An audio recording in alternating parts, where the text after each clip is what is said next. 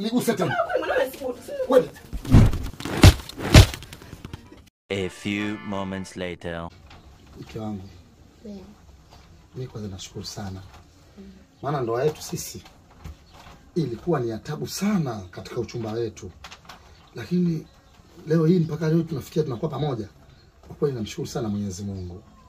Hata mimi sikuamini kama tutakuwa pamoja. Ndivyo? Basi mke wangu. Kuna kitu kimoja.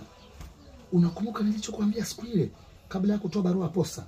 Nilikwambia mimi katika mambo niliyokueleza katika maisha yangu, moja wapo nilikwambia ni mshabiki wa mpira. Si unakumbuka? Nakumbuka mume wangu. Nakumbuka hilo?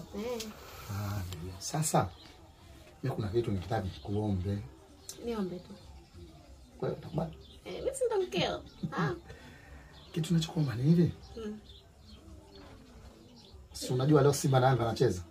Najua. Afake mimi ndio mamba kabisa kwenye Yanga. Yaani mimi mshabiki wa Yanga lia. Mimi naomba mke wangu niruhusu leo.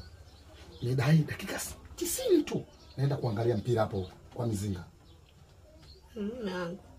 Unajua mimi sipendi utani Hapo mimi sijazoea utani unajua. Sikutani, niko serious kabisa. Naenda kuangalia kwa Mizinga. Yaani dakika 90 tu. Afake na nikitoka yoyote yule atakaye kuja hapa, mwambie mume wangu amelala na ameniambia hataki kuamshiwa. Wasijue kama mimi nimeenda kwenye mpira. Unajua sikuelewi. Yaani hapo sijakuelewa. Unamaanisha nini?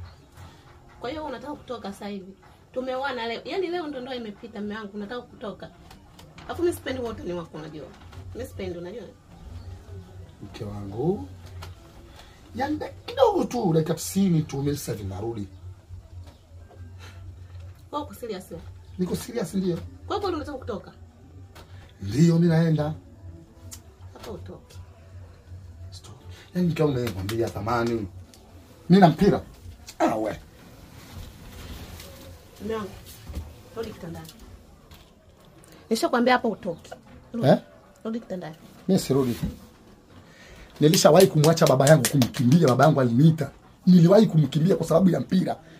Sembuse wewe. Mimi hapa naenda kwenye mpira. Yanga anacheza saa 11 hii na sasa hivi saa 10:30. Subutu. Sasa babako, huyo babako sio mimi, mimi mkeo. Mimi mkeo wa ndoa, umenioa leo. Afu leo yaani unasema unataka kutoka. Toa mguu wako uone. Wewe mwanamke hujatimia bado kunizuia mimi kwenda kwenye mpira. Wewe mwanaume usimpande kichwani. Wewe bado usimpande kichwani wewe. Wewe usinione mimi sina heshima wewe. Yaani ndo kwanza leo ndo, yaani ndio leo ndo imepita. Unataka wewe mwanaume wewe.